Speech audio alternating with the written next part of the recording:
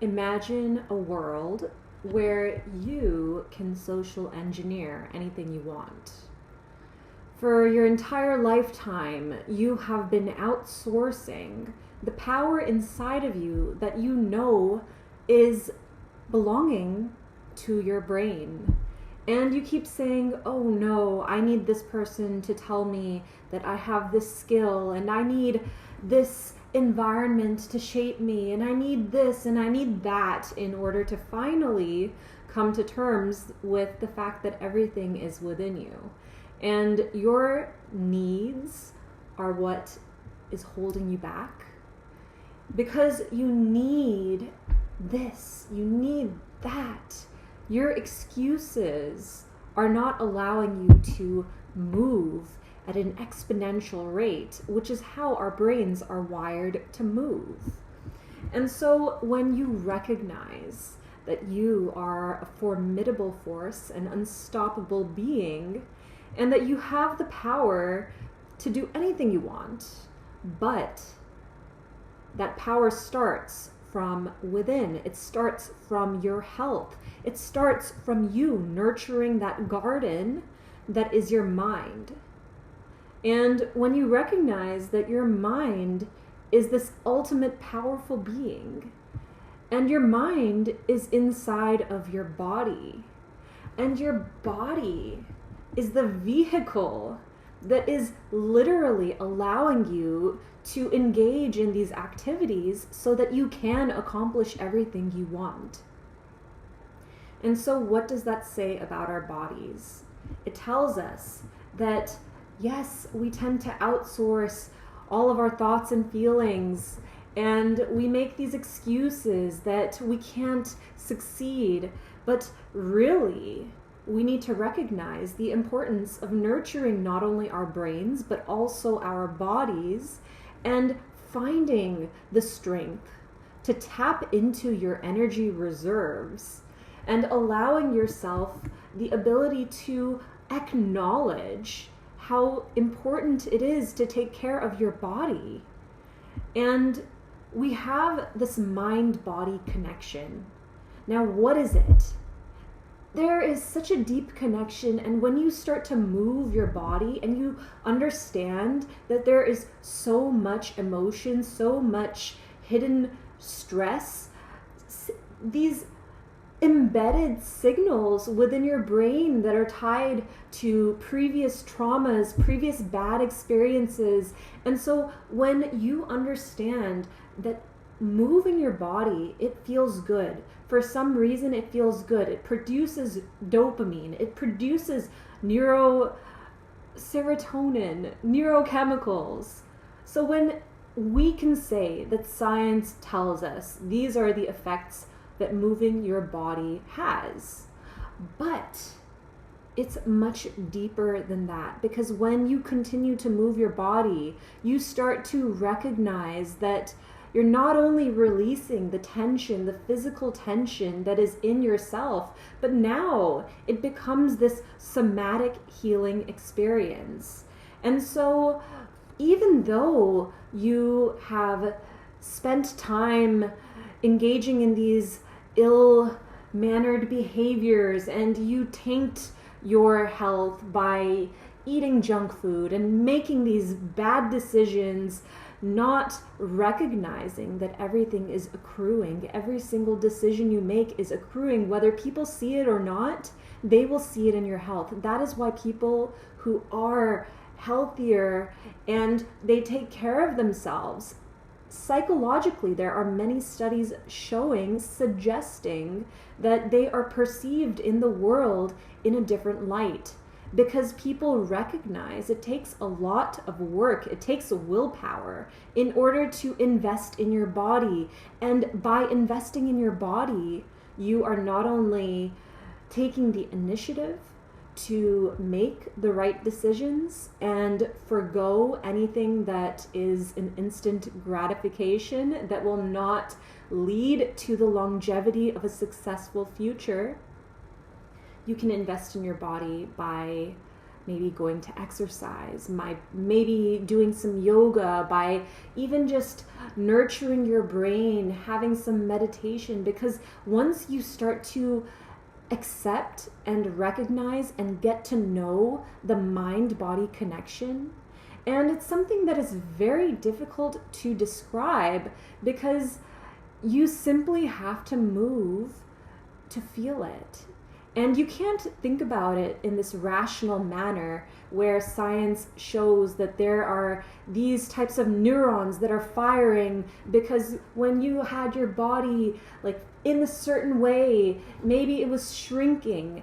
And so that experience is now tied to certain emotions. When you hold your body in certain body language, you're going to elicit those emotions subconsciously.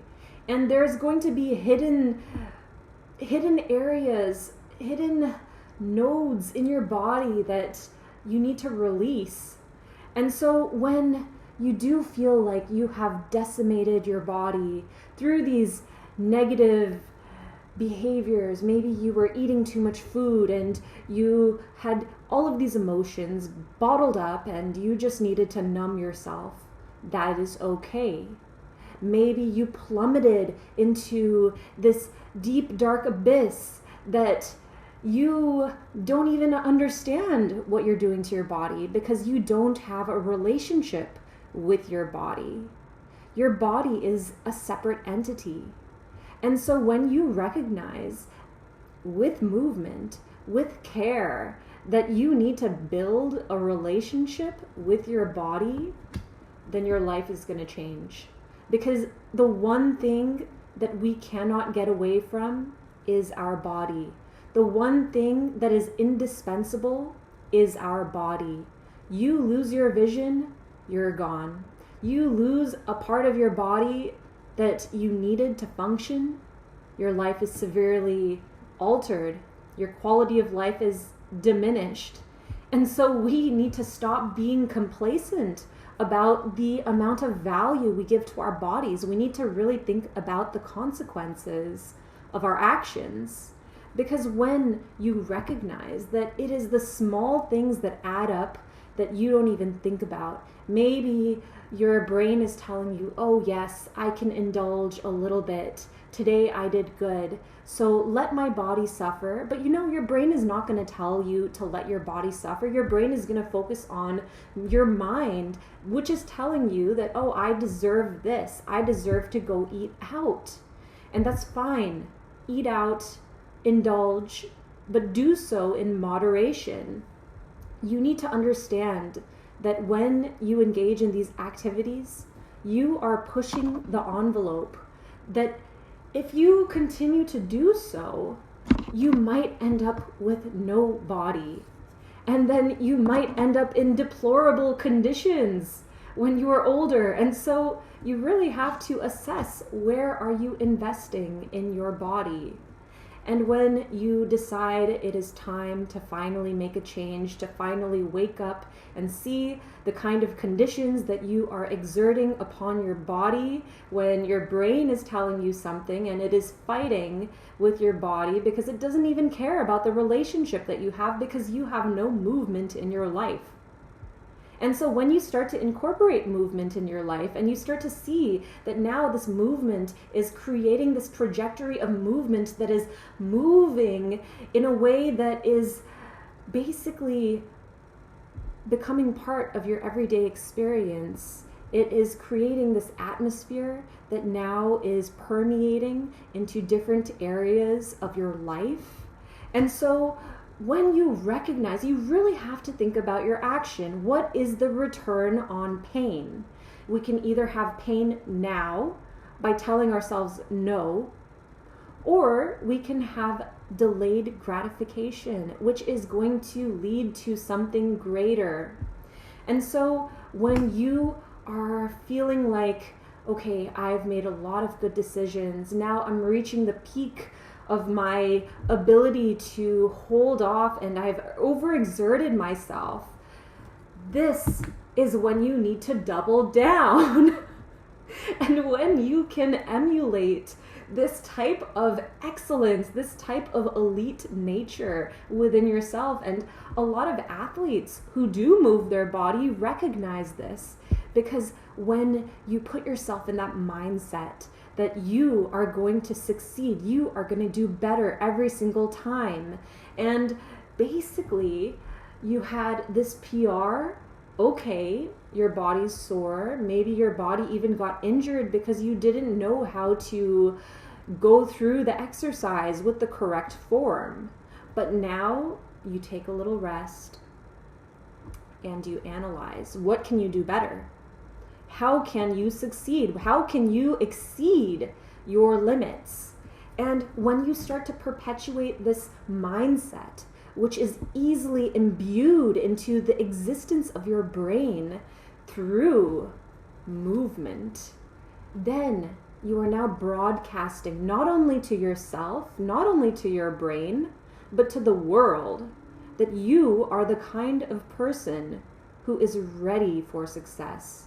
And people respect that. People want to work with that. People will admire you for that, because not everyone is in that place. And yes, there are so many wonderful people out there.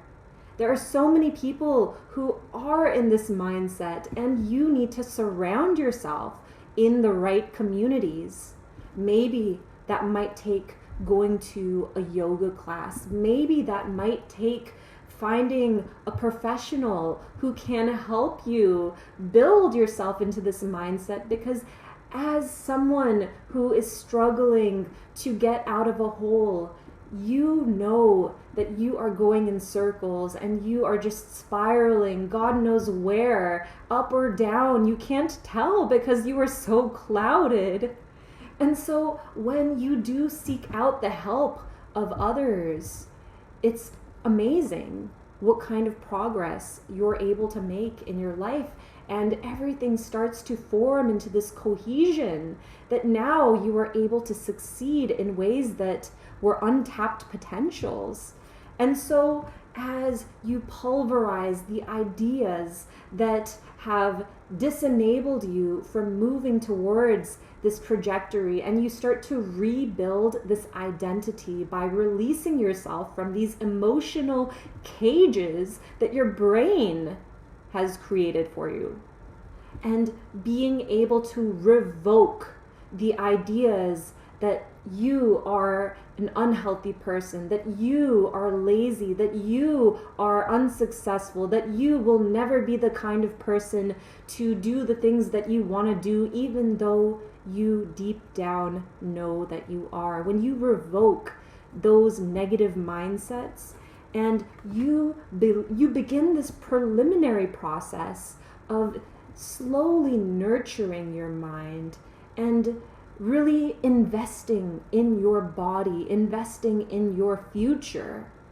because we are in control of our futures, but we just need to decide where are we investing our time, where we are investing our money, where we are investing our social relationships, because all of these external stimuli are going to affect you in the long run, whether you like it or not. And so when you are determining, doing, basically auditing, how are you outsourcing your resources? What kind of allocation are you pursuing, and what will the consequences be? You need to be aware of the ramifications and understand that every action is going to either lead up or down, closer or further to the life that you want, and you need to be discerning. You need to find out what is pertinent to the life that you would like to settle for, or the life that you know you are going to thrive and succeed and exceed your goals and do these things that you couldn't have even imagined. And so when you're able to start conveying these ideas to yourself that any life is possible, we have all the resources in the world. We are so lucky to be living in this digital age that every single information that we need, all the knowledge is at our fingertips. And so when we look at ourselves with this kind of scrutiny and we determine what are the good things that are happening in our lives, what are the bad, and what are we choosing intentionally and unintentionally. And as you begin to start to forgive yourself for any of the previous actions that were not good, that were not productive, that were not helpful to building you, when you take a clear look at what had happened, and yes, maybe the past had forged you to become this certain person that has now fell into this catastrophic pit of doom. Or you can start to stack all the good things that have happened in your life and turn everything into a positive. Because now you learned and grew from every experience. What is the point of focusing on the bad? Yes, your body, your mind, your life in reflection of your body and your mind have become at a certain standard. But now you are aware and you can choose to radically accept where you've come, how far you've come. And you can also choose to allow yourself permission to now move into a new chapter. You are no longer regurgitating the previous patterns of your life. And when you understand that your life is going to transpire, your legacy is being created. Now, who cares about who sees your legacy? Who cares if it's just for you or if it's just for one or two people who you might impact? But when you recognize that your life is going to transpire whether you like it or not, and if you don't keep moving, you are just going to fall behind. So as you do this audit and you are rifling through your bag of ideas, trying to determine what kinds of activities you can now incorporate into your body so you will start to imbue this radiance that is your true nature, as you move on that path, I beckon you to be positive, to accept that maybe right now you feel like you're not able to succeed, things are not working out your way, but no, that is your brain. Your brain is telling you that. And when you recognize that you can achieve anything you want in life, you simply have to control your body, control your mind, dominate yourself. Because when you can dominate yourself, it will reflect upon the world. And that is the kind of success that will come back to you. And so I leave you with that. Lots of love. Truly, sometimes we need a little bit of tough love, but lots of love and good vibes. Let's make some magic. Peace.